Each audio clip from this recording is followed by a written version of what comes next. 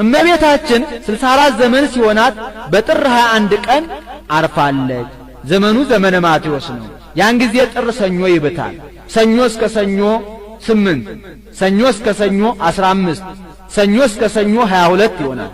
አንዱን ቀን ቀንሶ እሁድ በ21 ቀን አርፋለች።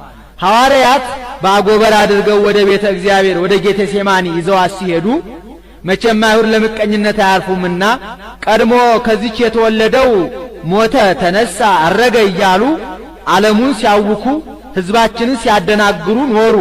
ደግሞ ዛሬ ይህች ሞተች፣ ተነሳች፣ አረገች እያሉ ይህንን ዓለም ሊያውኩ አይደለምን? ኑ ናውእያ በእሳት፣ ኑ በእሳት አቃጥለት፣ በእሳት እናቃጥላት ብለው ተሰብስበው መጡ። ታውፋንያ ይለዋል። ጡንቻው የፈረጠመ ደረቱ የሰፋ ቁመቱ የረዘመ ኃይለኛ ነው። ሊያወርድ የአልጋውን ሸንኮር ያዘው። መልአኩ በረቂቅ ሰይፍ ቀጥቶታል። እመቤታችን ከዮሐንስ ጋር ወስዶ በገነት ከዕፀ ሕይወት እግር ስር አኑሯታል። ያንንም ሰው ቅዱስ ጴጥሮስ ጸልዮ አድኖታል። ስለምን ቢሉ ምክንያት ለመንሳት ነው። ሐዋርያትን እንጂ የምንጣላቸው የምናሳድዳቸው እኮ እንዲህ እያደረጉን ነው እንዳይሉ። ዮሐንስም መጥቶ እመቤታችን እንጂ በገነት ከዕፀ ሕይወት እግር ስር አለችላችሁ አላቸው። እንዴት ዮሐንስ አይቶ እኛ ሳናይ እንቀራለን ብለው በነሐሴ ቀኑና ገቡ። ያን ጊዜ ነሐሴ ጥር በባተበት ሰኞ ይብታል። ሰኞ እስከ ሰኞ 8፣ ሰኞ እስከ ሰኞ 15 ቀን አንዱን ቀን ታግሶ በ14 ቀን እሁድ አምጥቶ ሰጥቷቸው እሁድ ቀብረዋታል። ማክሰኞ ተነስታለች። ከመትንሣኤ ወልደ ያሰኘው 3ኛው ቀን ቁጥሩን ነው እንጂ ዕለቱን አይደለም። ያን ጊዜ ቶማስ አልነበረም ከሀገረ ስብከቱ።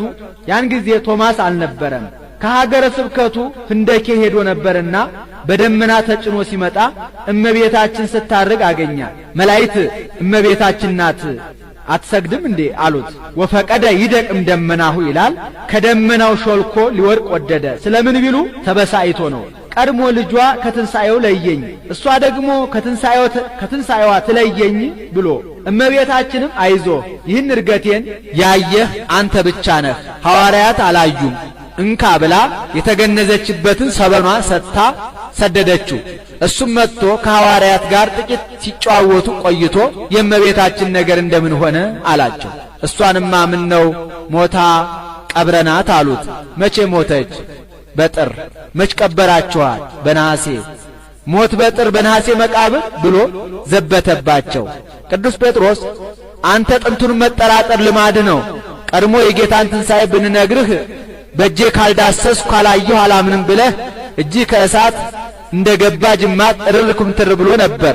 ደግሞ ዛሬ ማን ይናገር የነበረ ማን ያርዳ የቀበረ እንዲሉ አጥበን ገንዘን የቀበርናት እኛ እያለን እንዴት አልሞተችም ትለናለህ?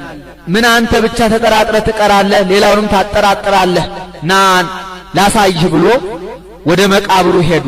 ወነሳ ምክራዩ ይላል። ዶማን ይዞ ይቆፍር ጀመር። እሱም የሚረታው ነውና ጸጥ ብሎ ይመለከተዋል። ቢቆፍር አጧል። ደነገጡ። እናንተ እኔን አታምኑኝም ብዬ ነው እንጂ እሷንማ ስታርግ እኮ አግኝቻታለሁ እንኩ ብሎ ሰበኗን ሰጣቸው። እነሱም ተቀብለው እውነት ነው በዚህ ነው የቀበርናት ብለው አምነዋል። ያንንም ለበረከት ተካፍለው ወስደው ድዊ ይፈውሱበታል፣ ሙት ያስነሱበታል። ድዊ ሲፈውሱበት ሙት ያስነሱበት ኖረዋል። በዓመቱ ቶማስ አይቶ እንዴት እኛ እርገቷን ሳናይ እንቀራለን ብለው በነሐሴ ቀኑና ሱባኤ ይገባሉ።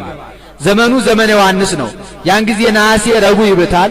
ረቡዕ እስከ ረቡዕ 8፣ ረቡዕ እስከ ረቡዕ 15፣ ሐሙስ በ16 ቀን እመቤታችንን መንበር፣ ቅዱስ ጴጥሮስን ተራዳኢ ቄስ፣ እስጢፋኖስን ሰራኢ ዲያቆን አድርጎ ቀድሶ ቆርቦ አቁርቧቸዋል። ወተቄረበት በእደ ወልዳ ይላል። እሷም ቆርባለች። ከዚህም በኋላ ለተጸዋ ስመኪ ወለዘ ገብረ ተስካረኪ እምህር ለኪ፣ ስምሽን የጠራ ዝክርሽን ያዘከረ ቤተ መቅደስሽን ያነጸ እምርልሻለሁ ብሎ ለእመቤታችን ለተጸዋ ስመክሙ ወለዘ ገብረ ተስካረክሙ እምህር ለክሙ፣ ዝክራችሁን ያዘከረ ስማችሁን የጠራ እምርላችኋለሁ ብሎ ለሐዋርያ ቃል ኪዳኑን ሰጥቷቸው ተስፋውን ነግሯቸው ሰማያ ሰማያት አርጓል።